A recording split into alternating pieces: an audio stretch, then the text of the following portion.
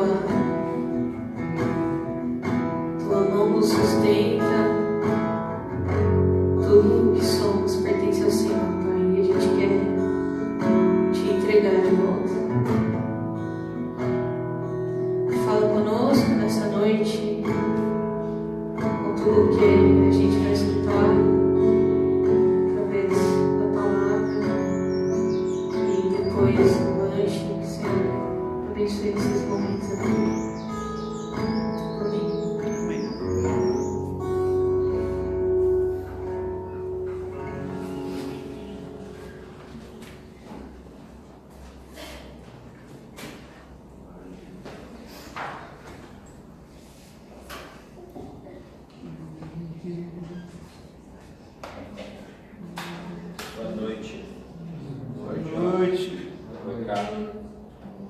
Acho que não ficou clara a pergunta, né? Eu vou tentar consertar agora. Quem teve dificuldade, Daniel tem dificuldade de entender.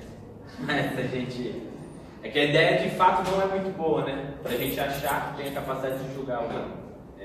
Sou até estranho na nossa cabeça, mas não sou estranho nas nossas práticas durante o dia e durante a vida. Essa é a verdade, né? Eu fico lembrando assim dos momentos em que fui juiz que foram bons, outros que foram péssimos, né? Na nossa infância era ótimo ser o juiz do futebol na rua. Eu tinha o poder de falar quando era falta, de quando era pênalti, e quando eu estava jogando eu sofria por esse poder exercido por outro também, né? E uma das coisas que mais me deixava bravo, e até na igreja, eu já estava na igreja, futebol de crente não tem pênalti, cara. Você pode meter a mão lá no meio da área, na bola, defender, mas ser zagueiro, pode dar o carrinho para salvar o gol e que eu não bater isso. Não, cara. A gente está com os irmãos aqui, faz a falta ali da linha da área, cobre 2 braços e já resolve aqui, né? Essa é a brincadeira. Não é nunca pegou essa, Jota? Tem que ir para os acampamentos. Teve um que o cara voltei com a coluna travada, mas não, só uma faltinha, não foi pênalti não. Mas isso é engraçado, né? Eu também lembro de momentos em que foi péssimo isso. Eu já estava na igreja também e eu tive uma postura de querer ser o legislador e o juiz de uma situação que aconteceu lá no Ministério dos Jovens, e talvez foi a pior decisão que eu tomei na minha vida cristã desde quando eu me converti até hoje. Eu acho que, talvez não tenho dúvida disso hoje.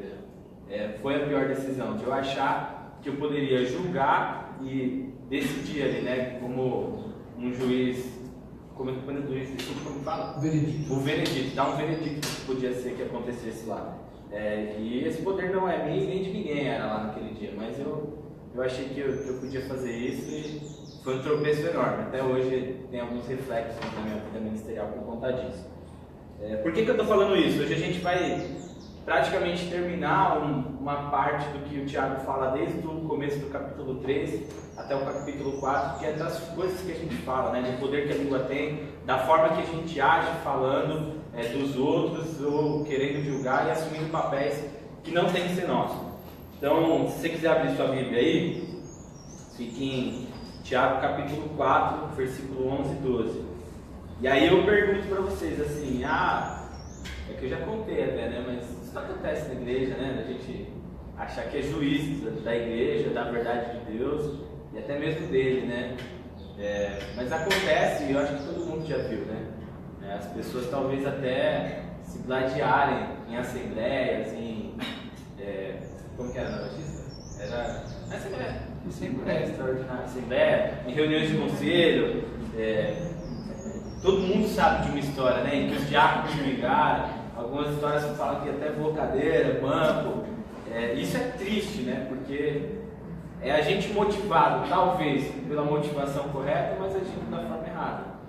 A gente querer cuidar de algo muito precioso para a gente, mas achando que o poder está em nossas mãos e legislando da nossa forma, né?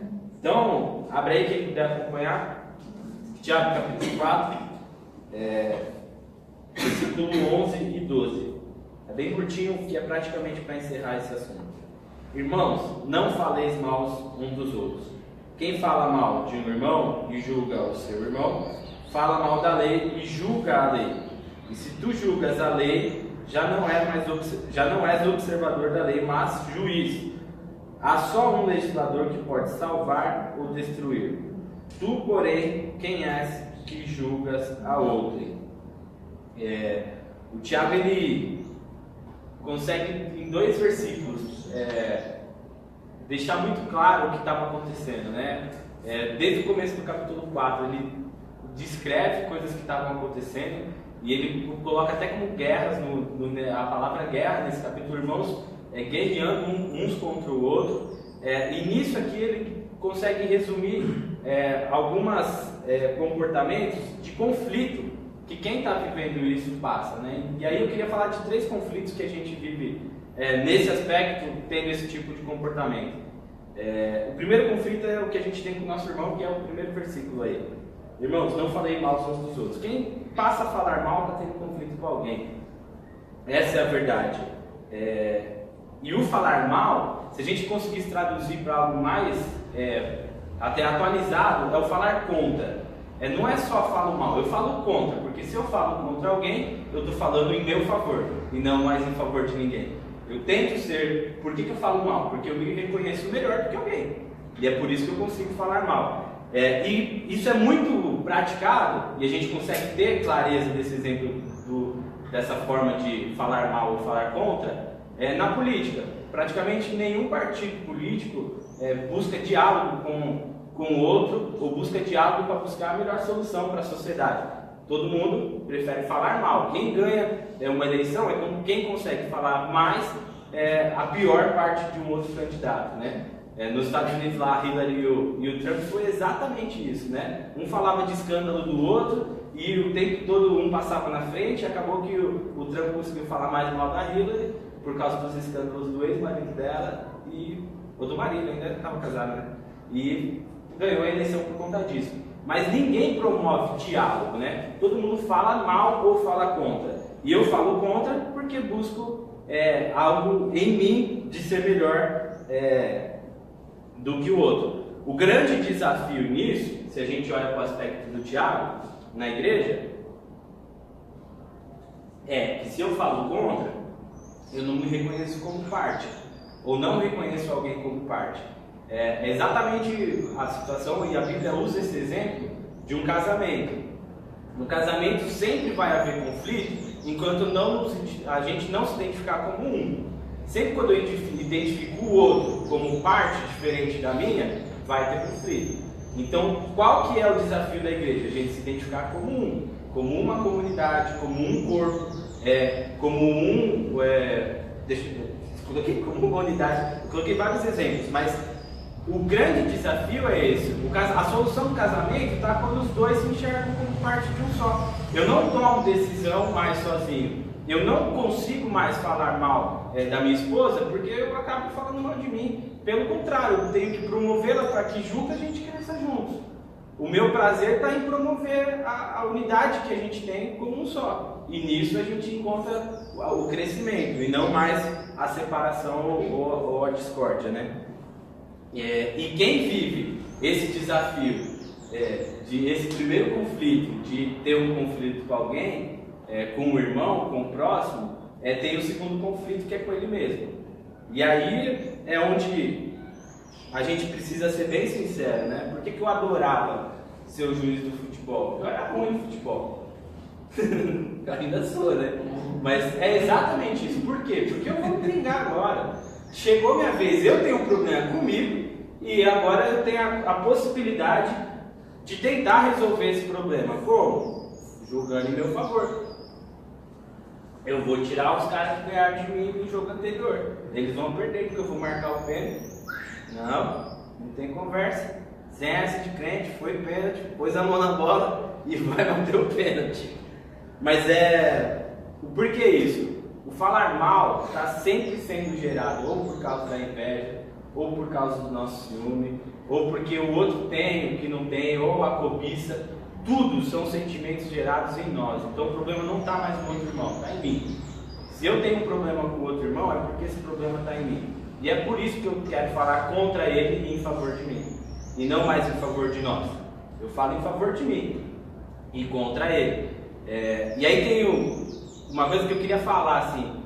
A cobiça, a Bíblia até condena isso, fala mal, mas a cobiça talvez às vezes pode ser gerada de acordo com o coração no lugar certo, né? Se a motivação do coração está no lugar certo, eu consigo cobiçar, ter um casamento parecido com o de alguns irmãos que são referência para mim. Eu desejo isso para minha família. Eu desejo para minha família ter o crescimento espiritual que eu vi que outros irmãos tiveram. Eu desejo em mim ter a santidade que eu tenho buscado com alguns amigos meus, irmãos meus. Então a cobiça, dependendo do coração, ainda tem uma esperança, dependendo de onde seu coração está. Mas a inveja, essa não. A inveja é porque eu não tenho mesmo e eu estou feliz com o que eu não tenho. Meu sentimento é ruim porque eu vejo o outro ter e eu não tenho. E talvez eu deseje que ele nem tenha, eu que tinha que ter isso e é por isso que eu estou mal, sofrendo da inveja, que é parte desse sentimento que tem me consumido. E esse é o segundo conflito, né? Por ter conflito com o irmão, eu passo para entender que eu tenho um conflito comigo mesmo. E esse conflito comigo mesmo é a salvação que a gente encontra no terceiro conflito que o Tiago fala, que é a segunda parte do versículo, do 11 e do 12, que aí a gente pode ler juntos.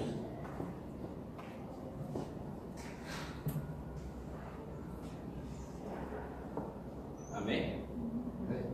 Posso ler? Beleza. Quem fala mal de um irmão e julga ao seu irmão, fala mal da lei e julga a lei. Se tu julgares a lei, já não és observador da lei, mas juiz. Há um só legislador que pode salvar e destruir. Tu, porém, quem és que julgas a outra? Aqui ele deixa bem claro, e a gente não consegue nem tentar achar alguma forma que a gente tem de julgar alguém, que foi o que a gente conversou, né? Às vezes a gente julga, mas para o bem não seria um julgamento, seria um incentivo, né? Se a gente está disposto a ajudar alguém, mas o julgar e achar alguma lei, querer enquadrar alguém em alguma forma não é responsabilidade nossa nenhuma. E aí eu queria usar o exemplo da democracia, né? Alguém aqui estudou direito? Só para eu saber. Né? Então, se eu falar errado. Brincadeira. Mas a nossa democracia são divididas em 3 poderes. O poder executivo, o poder legislativo e o poder judiciário. Certo? Tá indo bem? Tranquilo. O poder executivo tem a capacidade de gerir e executar o que os outros dois estão propondo também, como lei e como justiça, né? O legislativo, representado lá no Senado e na Câmara dos Deputados, são os responsáveis por escrever leis, por legislar mesmo em favor da maioria, em algumas vezes de minorias, mas são eles que propõem para o executivo o que precisa ser colocado aí para que a sociedade viva bem. E a maioria causa própria. E a maioria causa própria, que são as minorias. O judiciário é quem fiscaliza, julga se os outros dois e a sociedade têm cumprido com o que os dois propuseram para que fosse. E aí, se a gente olha isso nos aspectos espirituais, Deus representa esses 3 poderes. Ele mesmo propôs a lei, ele mesmo executa essas leis e ele mesmo julga os aspectos dessa lei. A Bíblia fala do dia do julgamento, né? E a gente sabe que isso vai chegar. E às vezes a gente quer defender essa justiça, né, de Deus. A capacidade que a gente tem na igreja, isso é incrível se a gente parar para pensar. Que na rua, se a gente passa, algumas vezes, não vou dizer que é sempre, mas a gente talvez tenha a capacidade de falar assim: esse cara vai pro inferno, esse cara não tem jeito. Mas se a gente perguntar aqui assim, pra gente, todo mundo tá em casa, fala assim: todo mundo aqui vai pro céu? Aí se a gente fala assim: não, isso aí só Deus sabe. Essa santidade aí, o coração é com Deus, né? Deus que convence, isso não cabe a nós. Mas se a gente pega um cara pecador, esse cara, esse vai pro inferno, nós temos a capacidade de falar isso, mas não que o cara vai pro céu. A gente tem medo de falar que o cara vai pro céu, mas não tem medo nenhum de falar que o cara vai pro inferno. E era exatamente isso que estava acontecendo na igreja. As contendas dos irmãos estavam sendo tantas, e é o mesmo problema lá que a gente viu, dos ricos, que estavam abusando dos pobres, e que estava todo mundo não se entendendo, e todo mundo fora de Jerusalém, e tal. A injustiça acontecendo. Então o que os pobres falavam? Não, esses caras vão tudo pro inferno. E os ricos falando: não, quem vai pro céu é a gente. Mas o problema acontecendo. E aí o texto deixa bem claro que aí desde o capítulo 3 ele vem trabalhando, né? O poder que a língua tem. Lá eles falam que tem veneno mortal. O Tiago fala no capítulo 3 que a língua tem um veneno mortal. Então isso estava matando e destruindo algumas famílias. Não literalmente, ou talvez até literalmente. Hoje é muito claro a gente imaginar que uma pessoa pode ter suicidado porque ela ouviu algo que era a última coisa que ela precisava ouvir. E a palavra de esperança não foi dada a ela. E ela pode ter se matado por isso. E isso acontecia. E o que o Tiago fala há um só legislador que tem poder para salvar e destruir. Quem é esse legislador? O juiz. O justo juiz. Justo por quê? Porque não tem sentimento egoísta. Porque não tem sentimento invejoso. Porque não tem sentimento de cobiça. De querer estar no lugar do outro.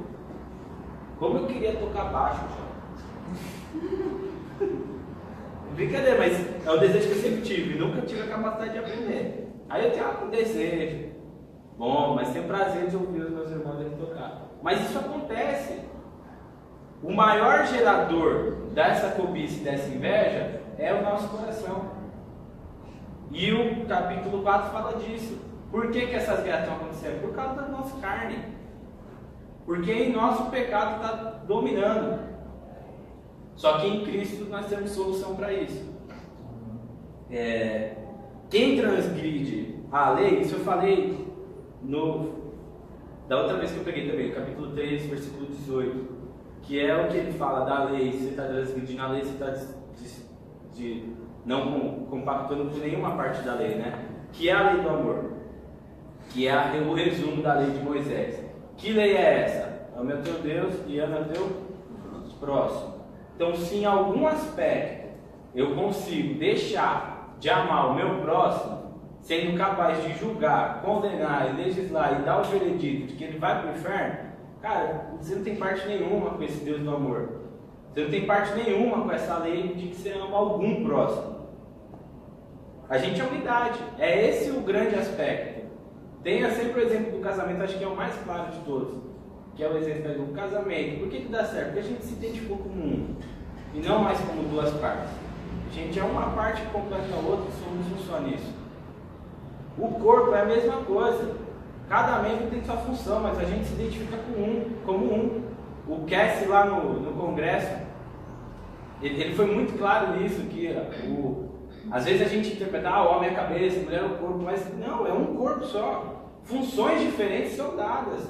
Os meninos do louvor, os pastores, os diáconos, funções são dadas de forma diferente, mas a gente é um. Que a Doca 12, Igreja de Cristo aqui em Santo André. Isso é o que somos, não é o pastor Daniel, o Berna, o Leandrinho, o Arthur, o Rubão, o Bob, não tem diferença, somos um. E isso é o que diferencia toda a proposta. E aí duas coisas precisam ficar claras dessa parte dos aspectos das responsabilidades do poder executivo, legislativo e tal. A primeira coisa do papel da democracia é que a gente vai exercer... me perdi. Isso. Deus funciona da mesma forma. Essa é a primeira coisa, dos poderes. Ele legisla, ele executa e ele é quem julga. A segunda questão é essa questão do acusar, né? Que ele condena muito. E no judiciário, esse papel é exercido pelo promotor, né? Num júri.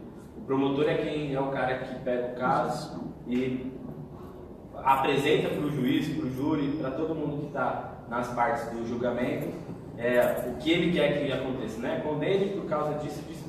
Lá com os meninos, o promotor é o cara mais odiado lá nas histórias dos meninos. A defensora pública é o anjo deles, porque ela é quem salva eles lá. Mas o promotor é o cara que acusa, é o cara que vai pegar o processo e vai falar, é exatamente isso que aconteceu e é por isso mesmo que ele tem que ser condenado. O cara não vai para o céu. O que a gente esquece é que o acusador é o próprio diabo. E a palavra diabo, na sua tradução do latim, significa acusador.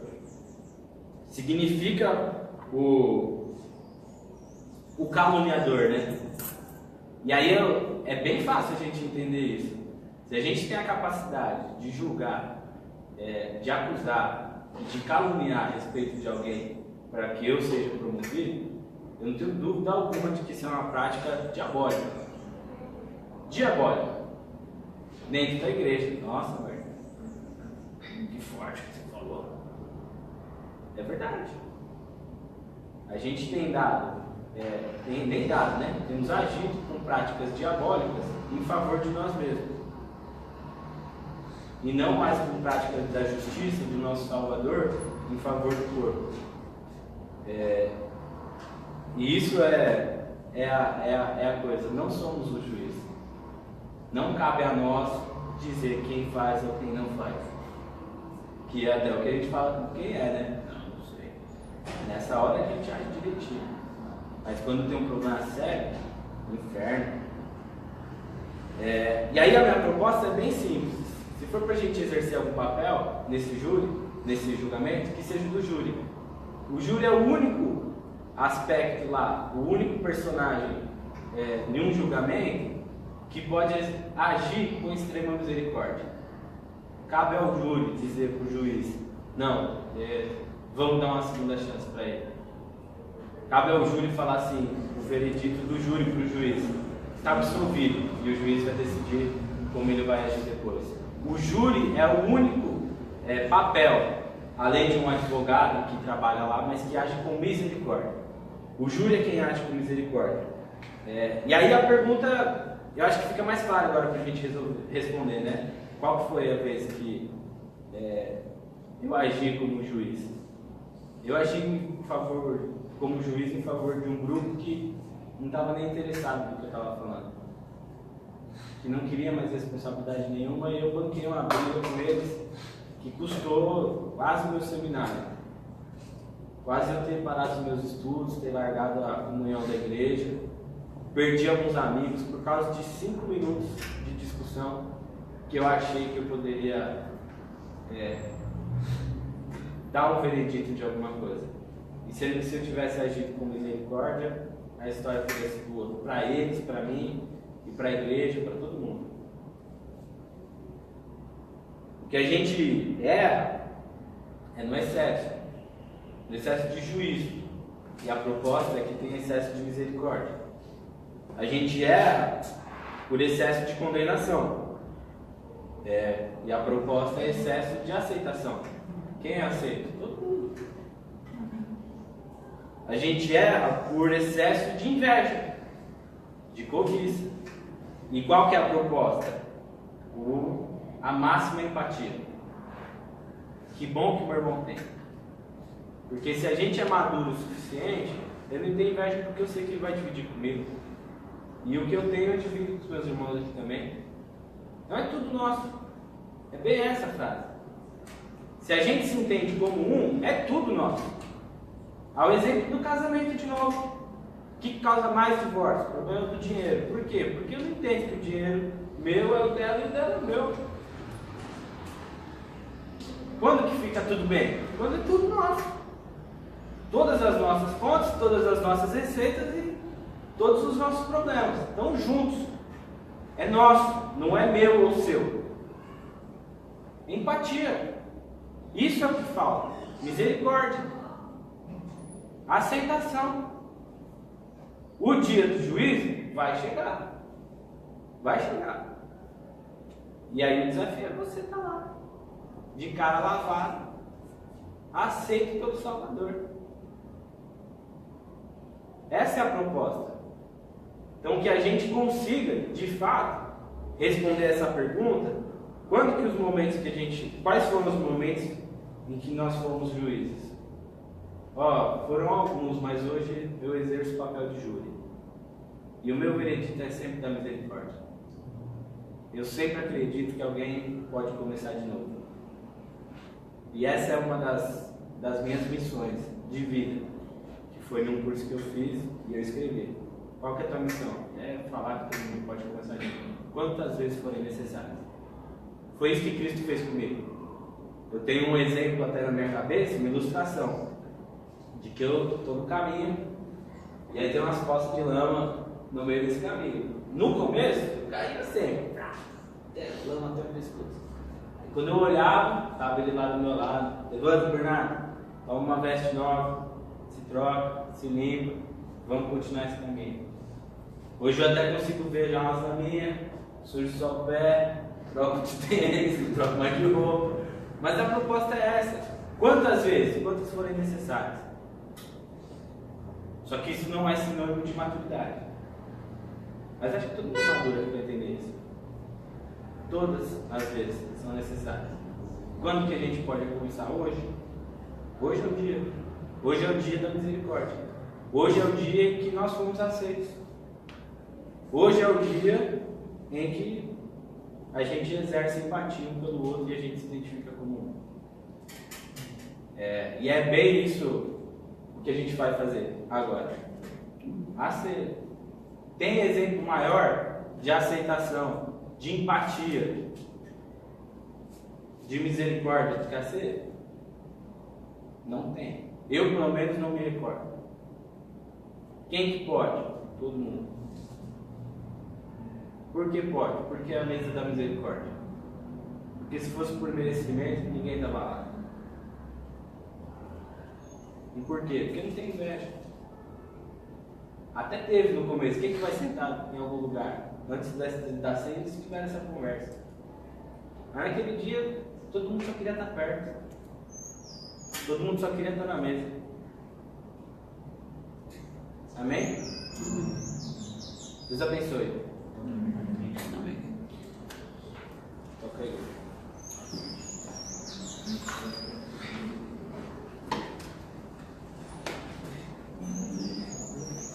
Amém, gente. A gente quer, como o Berno falou, né? Participar da ceia, desse propósito de Jesus, né? Todo mundo que está aqui já participou com a gente, então é isso que nós entendemos mesmo da ceia, que é a mesa de convite de Jesus, que todos podem fazer parte, que ela não tem a ver apenas com se examinar, não tem a ver apenas com o pecado, mas muito mais com a consciência da família. E isso que o Berna trouxe desse texto bíblico, ela pode ser um desafio, né, para a gente, porque muitos de nós podemos ter nessa semana, nas conversas de casa, ou aqui no curso, ou nos encontros que a gente teve com pessoas da comunidade, ter falado mal de outra pessoa, não só da comunidade, né? Porque se você acha que você está bem porque você não fala mal de ninguém, dá dó, assim, né? Pô, muito pequenininho, aumenta o seu alcance aí, porque você não está tão bem assim, eu não estou tão bem assim. Então, nós vamos participar da ceia, e aí o desafio que a gente poderia fazer hoje juntos, nesse compartilhar, continuar essa conversa com essa pergunta: quando é que nós temos sido juízes de um lado negativo, como que a gente pode inverter essa bola, sendo agentes de paz, né? Sendo desafiados por Jesus nessa tarde, nessa noite, de ter essa missão de mostrar para as pessoas o seu melhor lado, não se juntar para falar mal de alguém, não entrar nessas conversas que as pessoas falam demais dos outros e ser mais um ali, correr o risco de ser taxado de qualquer coisa para proteger esse irmão, né, para proteger essa pessoa, porque eu não me imagino Jesus sentado na roda de alguns amigos falando mal de alguém. E Jesus poderia falar mal de Judas, de Pedro, de João. Na verdade, a ceia poderia ser o grande momento de Jesus para lavar a mesa, todo o seu ódio pelos seus irmãos, porque estavam os 12 reunidos, ele olhando para a cara de Judas, falando assim: Judas, eu sei, tanto é que ele vai falar assim: Judas, pode ir, o que você tem que fazer, faz depressa. Mas nem assim, ele não falou: faz depressa, safado, faz depressa, Seu ladrão. como seu ladrão, otário. Ele não falou assim, porque se você pensa que Jesus seria menos Jesus se ele falasse isso, você fica assim, você daria razão para Jesus. Na verdade, ficaria mais fácil para nós se Jesus tivesse dado essa maldade, assim, essa bronca em Pedro. Você Pedro, eu sei, Pedro, do seu coração. Daqui a pouco você vai me negar. Não vou. Vai, safado, você vai. Ou quando Judas saiu para entregar Jesus poderia ter falado de Judas para os outros. Olha, eu sei onde ele está indo. Pega ele. Ele vai lá, vai me negar, vai fazer isso, vai fazer aquilo. Mas Jesus não. Jesus continua a ceia sem mudar de assunto, sem levar as pessoas a ficarem contra Judas, sem tomar partido de si mesmo.